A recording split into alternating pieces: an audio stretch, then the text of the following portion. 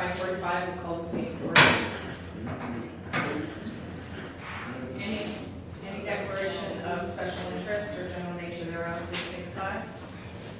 I will be declaring a conflict of interest with the second item on the agenda, as my family owns property adjacent to the same property applying for the amendment. So I will read the public meeting introduction, as I do at all public meetings. Personal information collected at this public hearing and on the forms provided at the back of the room is collected under the authority of the Planning Act and will be used to assist in making a decision on this matter. All names, addresses, opinions, and comments are collected and form part of minutes, which are available to the public. Questions regarding this collection should be forwarded to the Director of Planning. The purpose of public meetings is to present planning applications in public forum as required by the Planning Act. Following presentations by the applicant or staff, committee members will be afforded an opportunity to ask questions for clarification or further information. The meeting will then be open to the public for comments and questions. When you speak, please provide your name and address for recording in the minutes. There is also a sign-in sheet for interested members of the public at the back of the room. All comments should be directed to the chair at the meeting. The applicant will be provided the opportunity to address the public questions once all members of the public have made their submissions. No decisions are made at public meetings concerning applications unless otherwise noted. The public meeting is held to gather public opinion. Public meeting reports are provided to inform the public of all relevant information. Information gathered is then referred back to planning staff for consideration in their review of an application. This means that after the meeting tonight, staff will be considering the comments made by the public in their further review of the application. When the review is complete, a report will be prepared making the recommendation to council regarding the application. Following a council decision, notice will be circulated in accordance with the Planning Act. If a person or a public body would have an ability to appeal the decision of council to the local planning appeal tribunal, but this person or public body does not make an oral submission at the public meeting or make written submissions to the township before the bylaws passed, the person or public body is not entitled to appeal the decision. So we will move forward with the first item of business, Z-2019-009, Clark, Preston, 60, Director of Planning. Thank you for your worship. This application is a zoning amendment to amend the zoning for the subject property to allow for livestock to be kept on the property or an agricultural use. It's proposed to restrict the number of livestock to what currently exists on the property. So there's currently 2 miniature donkeys, a horse, and some chickens. In addition, the zoning amendment is required to recognize the location of a shed that's on the property, which houses the 2 miniature donkeys. The shed is located within the setback required from the floodplain, so staff have worked with the Conservation Authority to arrive at a revised location for the shed, which would meet the setbacks required by the Conservation Authority. Subject to approval of the zoning amendment, the building will be relocated in accordance with the plans in the report. Okay, councillors, Grenadier, questions? Councillor Maybe, then Councillor Cody. Good evening, Your Worship. I was wondering if this is a year-round occupancy location. Do they reside there all year round? Do you worship? Yes, they do. Yeah. I don't know if you need me to answer anything, but yeah. We'll just have all the questions first, and then we'll ask for, it's okay, you can say. Okay. Councillor Cody. Thank you, Your Worship, through you to the planner. You had stated just a second ago, it applies, the permit applies to the animals existing. Does that mean that the demise of one of these animals, there can't be a replacement, or this is a number of? Do your worship, the proposed zoning would just restrict the number of livestock, so they could replace what's there, but not expand beyond the scale of what's currently on the property. Deputy Mayor Lackey. Thank you, Your Worship, through you. I looked at the comments from the CRCA and the health unit, and you know, I'm looking at the 100-year storm, high water mark. This, as we all know, has been the highest water that there ever has been, and there's been no issues. So I don't see where the Cat Arkley conservation gets off. determining that it should be moved, but I guess thank you for the agreement. Not only that, but Grenadier Island, for many people that don't know, was farmland. The whole thing was a farm. So I don't know where we've got off the beaten path, but this to me is not where we should be today. But here we are. I would like to support the applicants and get this process underway. Further comments or questions, councilors? Councilor Rowe? Through you, Your Worship, to the planner, when we make this type of special exemption, if a property owner was to purchase additional property, does this amendment, does it just fall to the property as currently described? Through your worship, the zoning applies to the property that's currently described and subject to the application. Any further questions or comments from council? If you'd like to make some comments or any clarification to the application that's been submitted, please do Sure. so. If you'd like to state your name and Yeah, it's Mike Preston, and I'm the agent for Michael Clark, who's the owner of the property. Yeah, I would just say it's a large property. My clients were completely unaware of the restrictions to livestock when they brought animals out there in the first place. They don't raise the animals for meat or for monetary gain or anything like that. They're strictly pets. So it's, yeah, two donkeys and a horse and some chickens, I guess, for eggs. But other than that, they're essentially pets. So, yeah. Councilor Rowe? Through you, Your Worship, to the planner, it strikes me a little weird that they want to reduce the size of existing buildings. Was there no way to grandfather them? And just leave it as it is? It seems an awful nuisance to the landowner. Your worship, the building doesn't have to be reduced in size, but it does need to be relocated out of the floodplain area. It was built without permits, and it does require conservation authority permits as well as a building permit for the structure. So in looking at it, the conservation authority mapped the floodplain line and the required setbacks, and we worked closely with the applicant as well as the conservation authority to arrive at a location where the building would meet the setback requirements of the conservation authority. It was the suggestion of the applicant to reduce the size of the shed, and in part, I believe that was done to meet the setbacks. But if you look at the hatch dimension, can you scroll up on the, sorry, that one. You can see the existing shed and you can see the outline, which is below it, where the building currently is. So it's more so being pushed back away to meet the setback requirements. Perhaps the applicant's agent could speak more about the revisions to the building if you'd like more information on that. Any further questions or comments?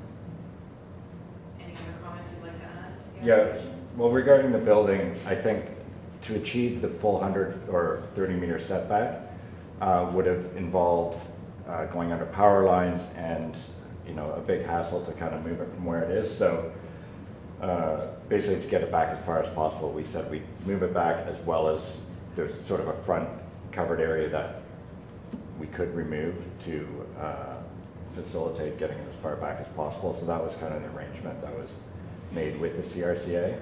Having said that, you know, the water recently was, I guess, highest it's been in decades, and it was pretty far away from the shed still. So it's a small building, but yeah, if we can keep it the same size and achieve the setbacks, we'll do that. But I think we might need to take part of it off to satisfy CRCA. Well, if there's no other further questions or concerns, we'll move forward with the agenda. Thank you very much. All right, thank you. I'll relinquish the chair to the deputy mayor. Oh, sorry, Councilor Maybe? No. Oh, I apologize. Your worship, are there any members of the public here that wish to speak to him? Any members? Oh, please, come forward. Hi, my name's Deborah Goggins, and I'm a resident seasonally at 58 Grenadier Island. I'm a co-owner of the property. I've submitted a letter with two other property owners and have received answers to the questions that we submitted through Tom Fair. Will the council receive that letter with the questions and answers prior to their decision-making process? Or how is that letter handled? Your worship, the letter has been distributed to council, so they do have that. Some of the questions were asked this evening, but they'll also be addressed in a comprehensive report that we'll bring forward with recommendation at a later meeting. Okay, great. The zoning amendment, I understand, goes with the property, is not specific to its specific owner, and has obviously very limited number of livestock. And I wonder if ownership changes, do those limits continue? Your worship, if the ownership changes, the zoning runs with the property, so the zoning would remain as proposed. Okay, for the 2 donkeys, the horse, and the chickens. How many exemptions for livestock exist on islands currently? I don't know the answer to that. Are there any? You'd have to look and see. Each island would have to be looked at differently. Each island has different characteristics, so I don't know the answer to that. I actually, Deputy Mayor, would you be able to answer that question? Wasn't there, I believe there were a couple of islands up near Gananoque who many years ago had seasonal residents, and they did have, I believe, hay and Tremont up near Gananoque. Obviously not recently, but that was the case. Same as Grenadier Island, they were somewhat small farming communities at the time. I understand that the decision will be made sometime in the future, is that correct? Okay, great, thank you, and I just submit request to get a copy of that. Should I submit that in writing? Through your worship, you've already provided written comments, so based on those comments, we'll be providing notification of the meeting when it comes back with a recommendation, and you get a notice of any passing from the application as well. Great, thank you very much. Any further comments or questions from the public? Seeing none, we'll move forward on the next item on the agenda. Deputy Mayor.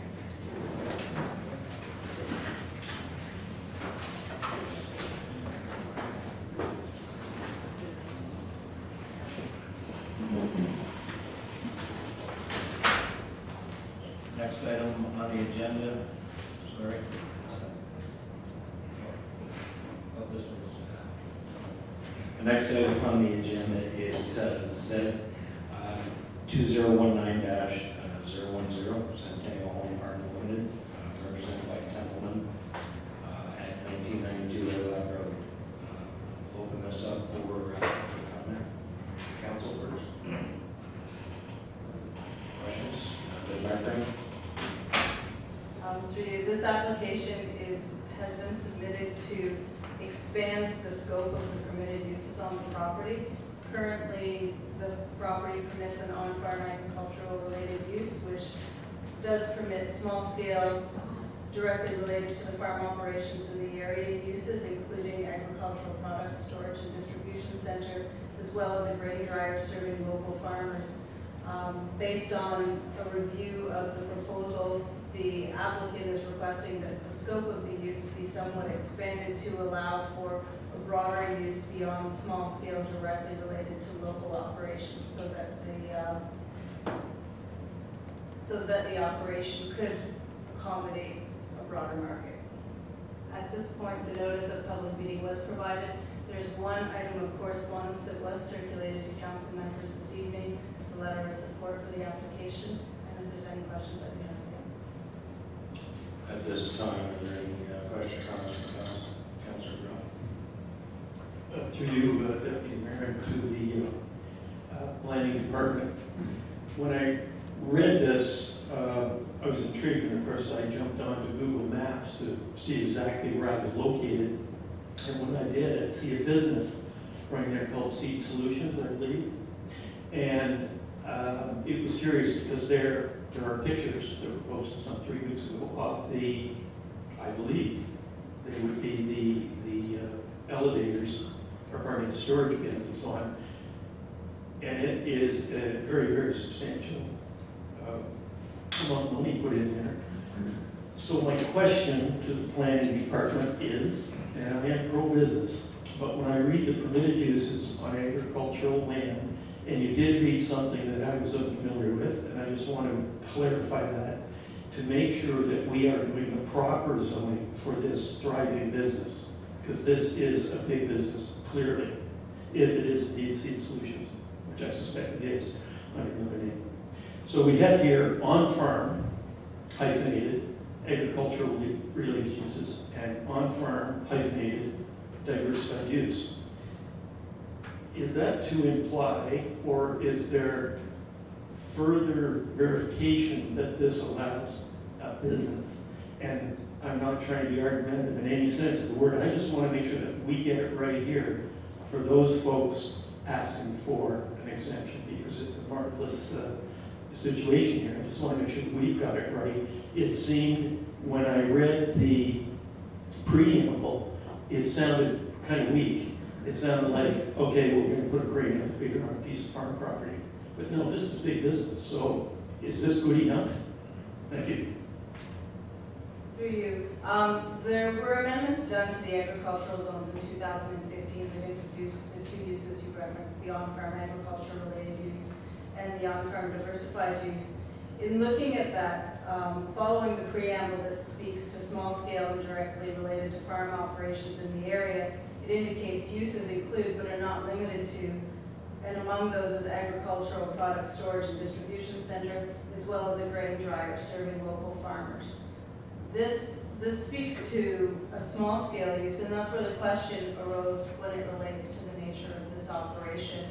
And that's why the zoning amendment is being brought forward to enshrine that this is a broader operation, not just a small scale. So the proposed site-specific rural zone will recognize that a product storage and distribution center and a grain dryer are permitted uses, and address the fact that they may not be small scale or directly related to the area, that it's a broader commercial use of the property. Just a follow-up then with you, Marnie. And I'm having computer problems here, so I'm not reading exactly the bylaw that we are, or the way the amendment is, but it seemed the last statement was permitted use for a grain elevator. Do you think we should broaden that out to make sure that we're covered and that people doing this spend hundreds of thousands of dollars that they are fully covered? Through you, certainly we can do that. The bylaw attached to the agenda is a draft bylaw, and what we would do is finalize the drafting of the bylaw subject to any input tonight, consult with the applicant on the wording to make sure that it adequately encompasses the scope of their business before we bring back a final recommendation. Thank you. Councillor Maybe, then Councillor Jameson. Thank you, Deputy Mayor, through you. One thing that I noticed on the site plan is that there's no septic bed. And with an establishment of this size, is there going to be a bathroom available for the workers that are there, as well as visiting truckers that are going to be in and out, and that requirement, and a well for the water? There is a well, 1992. Jamie, can you just come to the podium, please, and just say your name for the record so we have paperwork?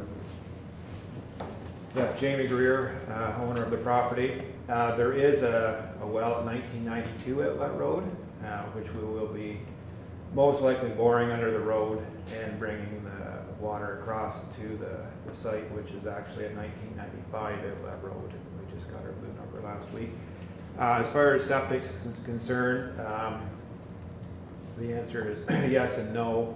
As we pour the floor for our office, we are putting the piping in for a septic, but for now the plan is just use a chemical toilet and tackle that next summer. Thank you. Any follow-up? Councillor Jameson. Thank you, Deputy Mayor. I drive by it every day, and it's quite an impressive facility. It comes to mind that we're going to see some very large vehicles on the county road. I just wonder if there's been a traffic study done, and whether there will be a traffic study, and what the county, it's a county road, what the county is saying about the impact of commercial traffic on that road, because clearly from size of the operation, there's an expectation that there will be large commercial vehicles coming onto that property as opposed to, small pickups with a few bushels of corn. Obviously, that's not the intent, and obviously we don't want anything to get in the way of a business, but I'm concerned about traffic. Wondering if it means people coming up from the 401 and what the impact might be on the village plans now with respect to that traffic, because it's a very high volume road. I know it's cyclical in nature, that I understand that much about the agribusiness. So I just wondered what the impact is going to be on the road, and if there's a staging area for those trucks as they come on, so that they don't block the county road, which would be critical during school bus times and everything else that we deal with. That's really my concern. Sure. Did you want to speak to Mr. Greer? Do you want Sure. to ask questions?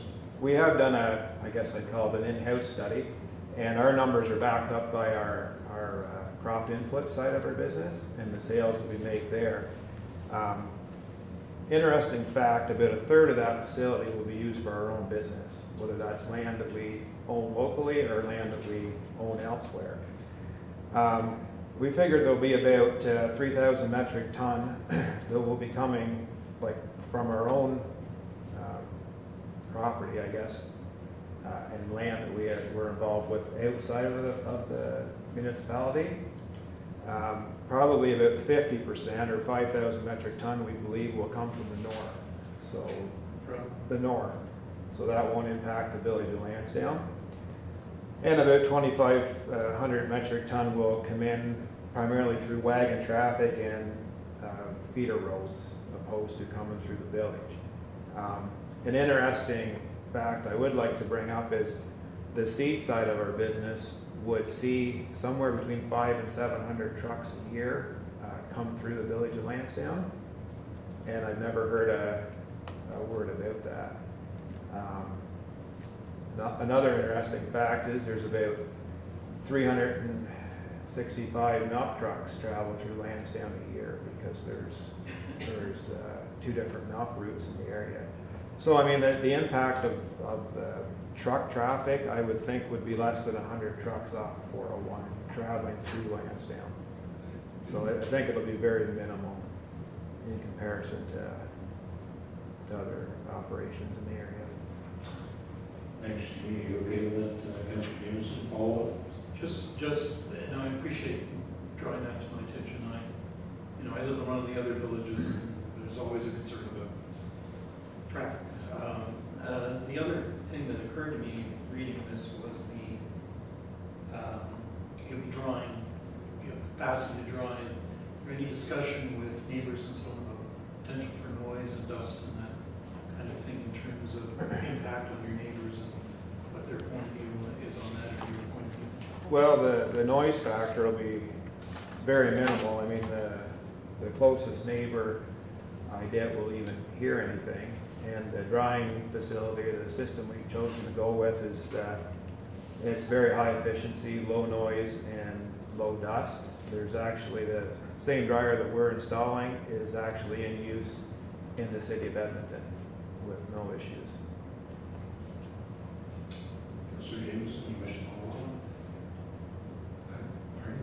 Thank you. Through you, just to add some additional information, with respect to traffic, the application has been circulated to the county for comment, so we'll bring forward any comments received from the county around the use of the county road. With respect to the driver itself, it would have to meet MOU requirements in terms of noise and dust emissions, so that's all regulated as well under other legislation.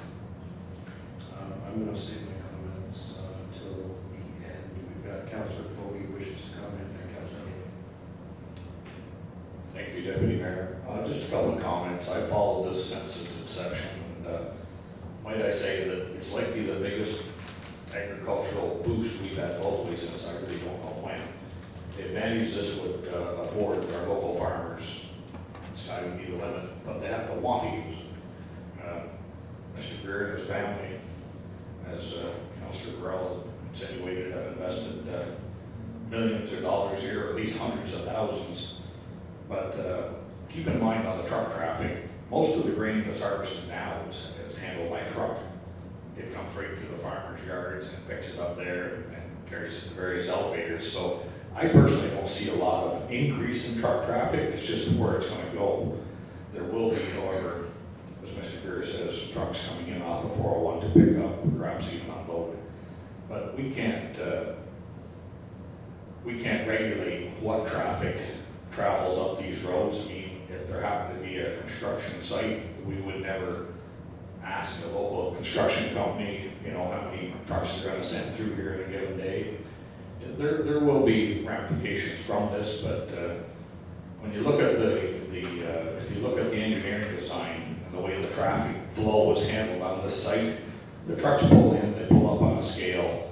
I've handled many scales myself in my life, and that's a pretty short-lived 2 or 3 moments. You're off the scale, you move. From what I can see here, there's at least 3 truck lengths behind this scale for traffic. But I think the Greer family, their engineers, through our planning department, have done a good job of covering all the bases. I think we're good to go. Thank you, Councilor. Councilor Beatty?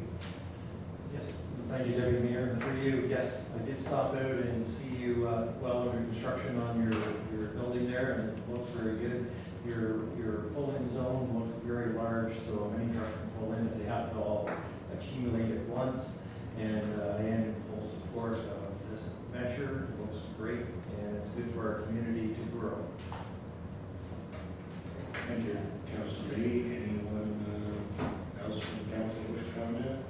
Councilor Jameson, you wish to follow up? Yeah, I just want to make my point clear. Obviously, we have an opportunity with the business and community, and that's great. It seems that certain steps kind of got ahead of themselves with respect to what exactly is going in that property with the zoning that is, which is our cue to take a look at how these non-farm diversification uses are pursued, which has nothing to do with this particular application. It has to do with maybe dotting I's and crossing T's. The other thing about bringing in a venture or supporting a venture is that in my view, we should have some independent understanding of what the impacts are going to be on the surrounding area, whether it's noise or whether it's traffic or whatever it is. So when the applicant comes forward, we're not just making assumptions based on past practice. And that's really the point I'm making with respect to this. I think it's an internal challenge for the planning department to be looking at all applications with the same set of criteria, particularly when we have so much rural land, that we make sure that when an applicant does come forward, that we are in a position to ask questions that allow us to have an independent answer, and we're not just speculating on what may or may not happen to the surrounding area. Thank you. And I would support the application when it comes forward. I'm just going to make a comment before I go to the public. This venture really looks larger than it really is. As Mr. Greer has indicated, most of that will probably be used by farms within 10 miles of the area. It's not new, and I know that our planner has researched this. We have one in Addison, we have one in Phillipsville, we have one in Elgin. So this just adds to the change in agriculture from when I was a kid. It was always dairy. Now it's mostly cash crop. So this is something that I believe we need. Everyone needs. It's convenience. What will generally take place is I used to own a truck that did this for a living. It's not continuous. During crop season, you know, the wagons will come in, the trucks will come in, but then once it's there, it's not a steady outflow. It, depending on price, contracts, it'll go from Mr. Greer's to possibly Hamilton, possibly Prescott, a number of different locations from there, but not all at the same time, or the same day, or maybe even the same year sometimes, and you can correct me if I'm wrong, Mr. Greer. No, you say you're bang on. It's not a steady, you know, I just mentioned the milk trucks, we already have grain trucks going through here providing same services, only going longer distances. So this provides shorter distance for the local farmers in our area. So I'll be brutally honest, and I thank you for providing that service to our area farmers. At this time, I would like to open it up to the public, if anybody would like to comment.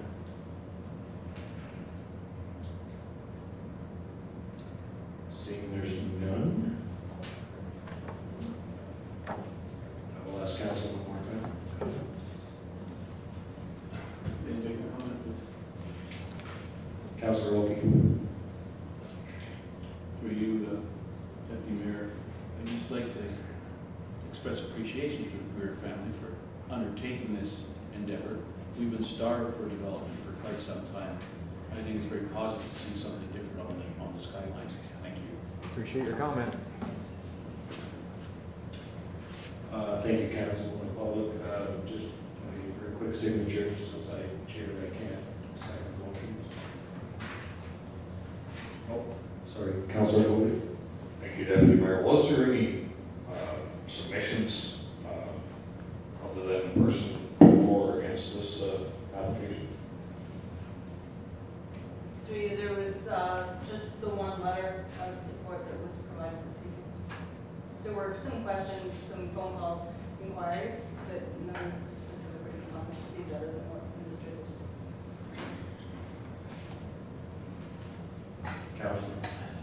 So I want to make it clear that I support the application. Thank you very But much. I also want to make it clear that given some of the things that we've heard, that it is extremely important to make sure that the process in place doesn't beg questions about the ancillary impacts, the unintended consequences that should be asked. So that is the only reason why I'm raising this with respect to this application, not because I don't think it's a good idea, I think it's a great idea, but I would like to understand before we go into it what the other mitigating impacts may be, not with this particular application, but any application where we find ourselves in the back nine changing a zoning. And that's what's drawn my interest in this particular, not the application. No, I think Councilor Jameson, you're doing your due diligence, and I think that's duly noted from our planner. And that will be, I expect that. I'm going to just add one more comment from Councilor Foley, and we'll Thank you, Deputy Mayor. I think what's really drawn the attention of this particular project is the fact that it's right on a major thoroughway. It's obviously large in nature, be it structurally and financially, but quite frankly, we in this area aren't used to growth of any kind. So it's quite a shock to everybody in this area to actually see anything being built. And, well, I'm being very frank, but you all know yourself, living here this many years, it's impressive, to say the least. But, you know, it's, I agree with my fellow councilor Jameson in getting the wording right. But we watched dairy barns go from 50, 60 milk cows to 150. Nobody says anything. There's no doubt an increase in lack of air quality, if you'll be polite. And there could be noise, there definitely be more truck traffic related there as far as milk trucks, the size of them, or the frequency. So I think the real attention to get with this particular project is its location. Thank you, Councilor Foley. I'm going to give one more opportunity to the public before we wrap this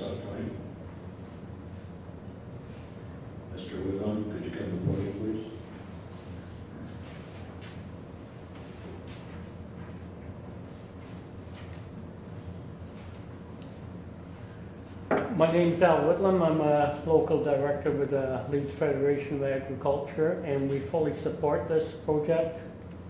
And it's something we need around there big time. And it's good to see growth and the investment in it, and it's going to do good for all the farms around there. Thank you, Mr. Whitlam. At this time, I have a motion moved by Councilor Nady, seconded by Councilor Burrell, that the public meeting is adjourned. All those in favor?